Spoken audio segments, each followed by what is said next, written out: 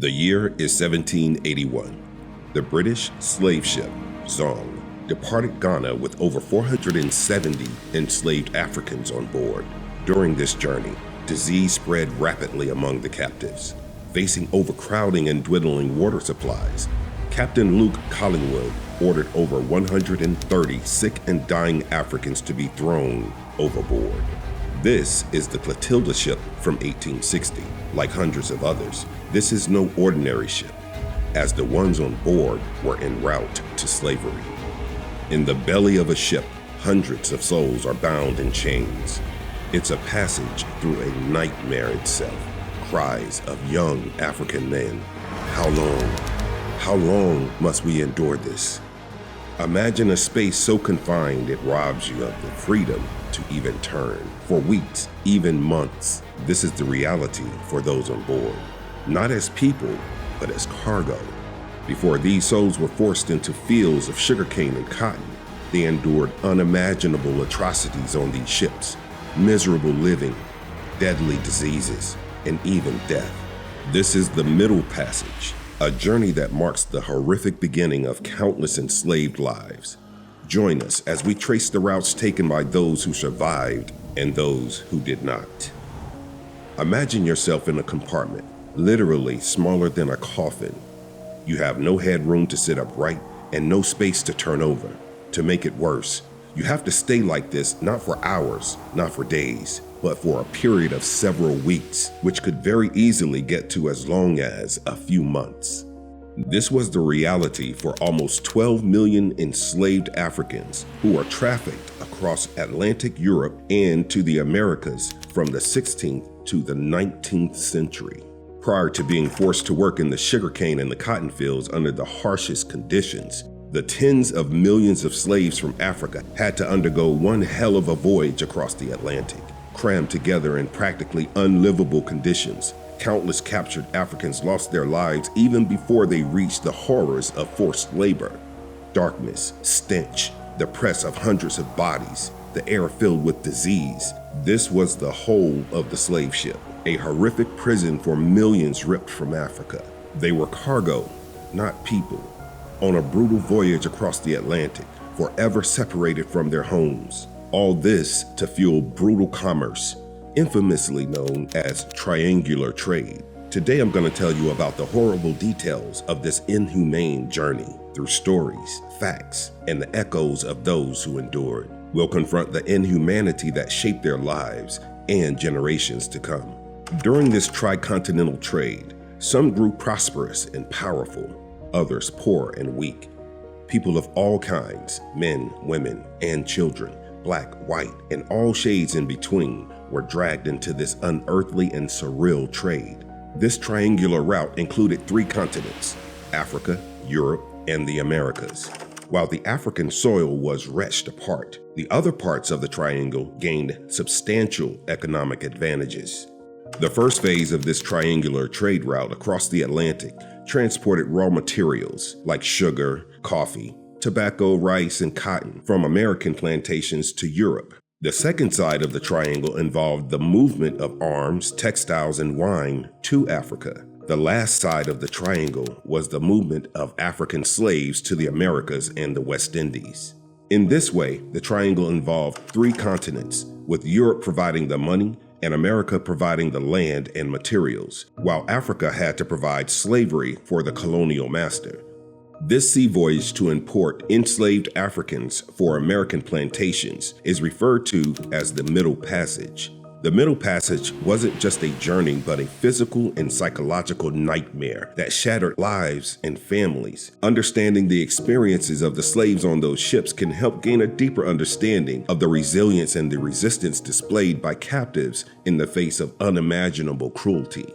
These incidents present the dehumanizing nature of slavery and the immense suffering inflicted on enslaved Africans. Before loading up the slave cargo ships with the captured Africans, the slaves were forced to march to the coast and stay in prison until the traders had enough slaves to make the Atlantic journey profitable. The monetary value of enslaved Africans on any given American auction block during the mid-18th century ranged between $800 and $1,200. which in modern times would be equivalent to about $32,000 and $48,000 per person. Forced to march on foot, the first passage often involved walking up to 300 miles or 485 kilometers. They were usually chained together in pairs at their ankles, and ropes tied groups of them together by their necks. Kidnapped Africans were held in cramped, disease-ridden holding pens called barracoons. Historians estimate the death toll in these holding pens to be as high as the Black Death, a plague that wiped out 40% of Europe's population.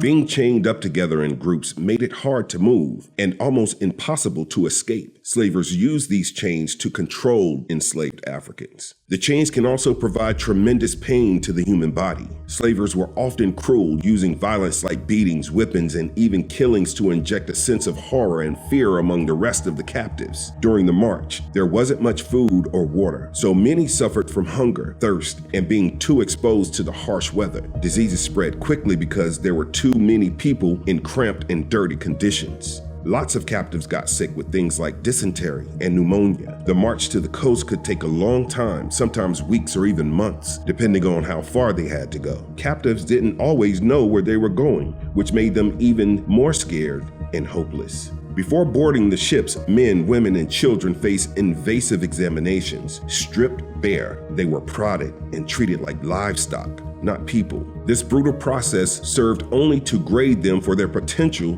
to endure forced labor and reproduce.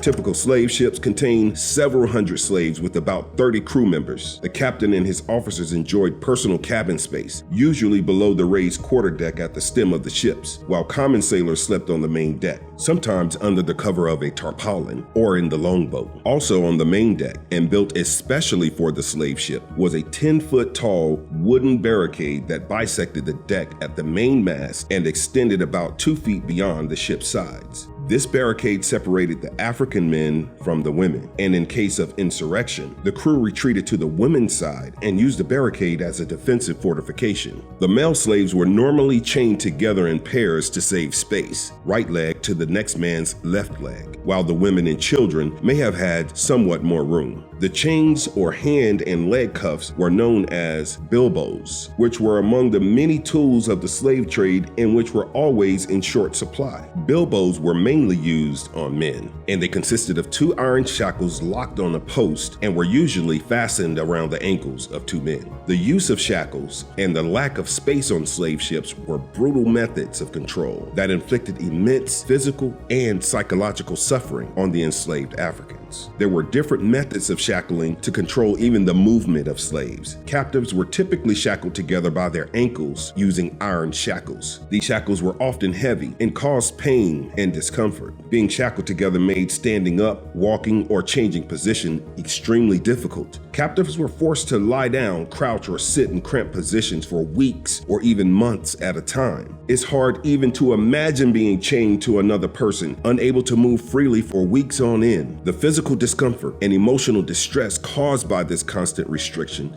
are unimaginable. The lack of movement and poor hygiene due to shackles increased the risk of pressure sores, infections, and muscle atrophy. These conditions weakened the immune system and made captives susceptible to other diseases. The lack of space in the holds further restricted movement. Captives often could not even take a few steps without bumping into others. Different studies suggest that deep vein thrombosis, a blood clot that forms in the legs, was a significant cause of death on the slave ships. Limited mobility was a major risk factor for DVT. The physical deconditioning experienced during the Middle Passage could have had lasting impacts on the mobility and overall health of the survivors, even after they reached the Americas. Picture yourself standing shoulder to shoulder with hundreds of people in the dark, damp space with barely enough height to stand upright. These ships were a crucible of overcrowding and stench. The holds of slave ships were a monstrous example of prioritizing profit over human life. Let me take you a little bit deeper into the suffocating conditions which inflicted various physical health issues and deep psychological trauma on the captives. Slave ships were meant to carry things,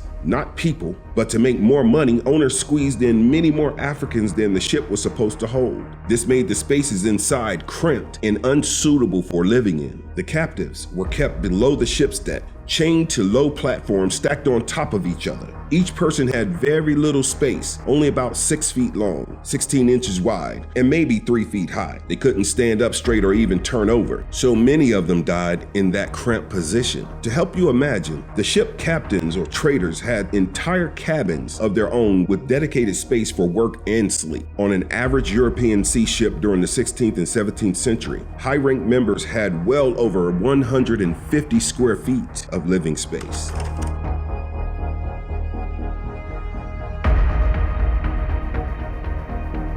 To make it even worse, there were not any proper bathrooms on these slave ships. People had to use buckets or just go on the floor, which quickly got dirty and smelly. Being around all that human waste was gross and made everyone sick.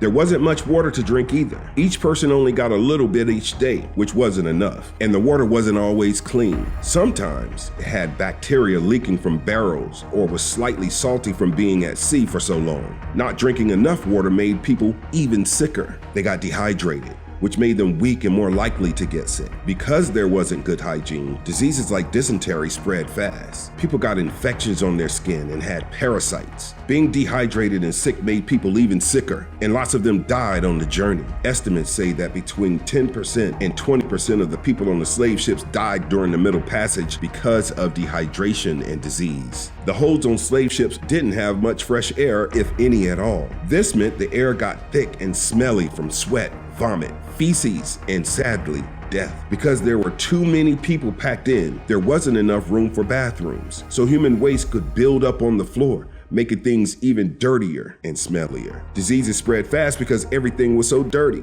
and everyone was so close together. When people died, they were usually just thrown in the sea.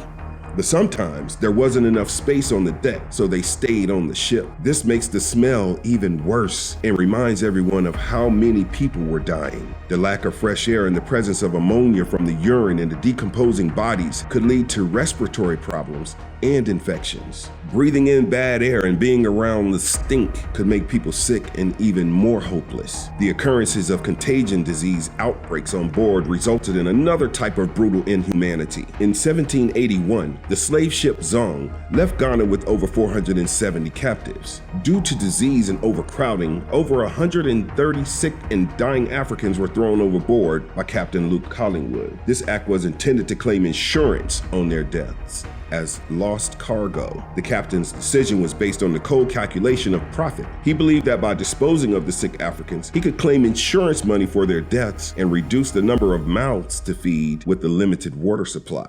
Along with a plethora of diseases due to the bacteria and all the filth, a vast number of enslaved Africans on the ships experienced what was referred to as fixed melancholy. Basically, this term was used for symptoms of profound depression experienced as a result of the horrors faced during the Middle Passage. The forced capture, separation from loved ones, and the unknown future aboard a cramped, disease-ridden ship plunged many Africans into the state of deep despair. Enslaved Africans were stripped of their cultural practices and traditional rituals for dealing with death and illness. This further amplified their sense of loss and powerlessness. The appalling conditions, overcrowding, filth, stench, and constant fear on board the ship created a constant psychological strain, contributing to the sense of hopelessness. The constant presence of illness and death, with bodies sometimes chained to the living, served as a stark reminder of their own mortality and the brutality of their situation. Individuals suffering from fixed melancholy would become withdrawn, lose interest in their surroundings, and show a lack of motivation. In some cases, captives would refuse to eat, a form of protest and resignation to their fate. The overwhelming despair sometimes led some to take their own lives, a tragic testament to the depths of their suffering.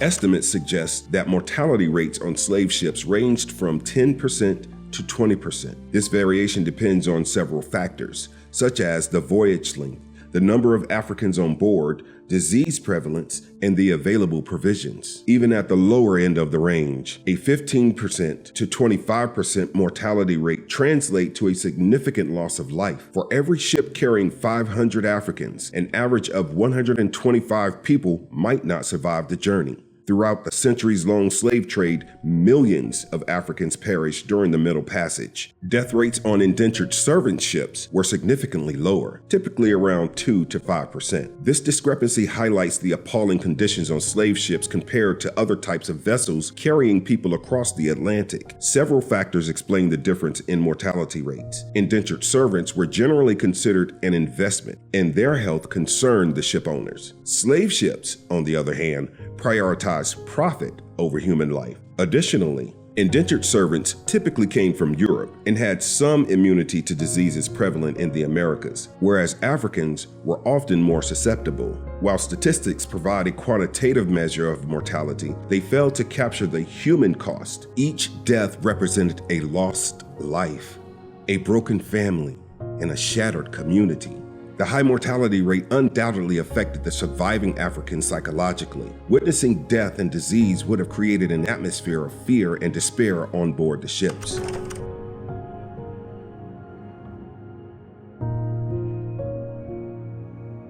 The denial of dignity in death stands as another heartbreaking aspect of the Middle Passage. Due to limited space on the slave ships and the ever-present fear of disease, the dead were often simply thrown overboard without any form of burial ritual. This practice demonstrated a complete lack of respect for the dead and their families. The horror was compounded by the fact that the bodies were often disposed of in shark-infested waters. This added another layer of cruelty and disrespect to the experience of the surviving Africans. Burial rituals held great significance in many African cultures.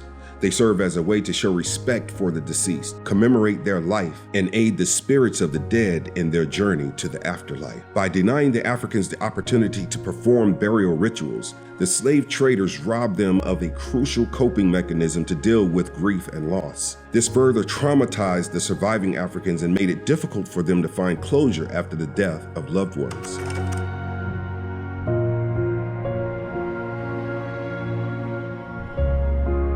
The practice of throwing bodies overboard from slave ships in shark-infested waters was a deplorable act with multiple layers of cruelty and disrespect for the dead and the living. Disposing of bodies overboard was a common practice on slave ships due to the limited space and the fear of disease spreading on board. However, choosing shark-infested waters added more cruelty to the process. Witnessing bodies thrown overboard and devoured by sharks must have been a horrifying experience for the surviving Africans. It would have amplified their fear of death and reinforced the sense of helplessness they already felt. Sharks are also culturally significant in African culture. In many African cultures, sharks were seen with respect and fear. They were often associated with the spirit world and the afterlife. Throwing bodies to the sharks could be seen as an additional insult to the dead and a denial of their spiritual journey. The practice of disposing of bodies in shark-infested waters symbolizes the dehumanization of Africans during the slave trade. They were not seen as human beings deserving of dignity, even in death. The use of shark-infested waters as a disposal method during the slave trade serves as a stark reminder of the brutality and inhumanity of that period.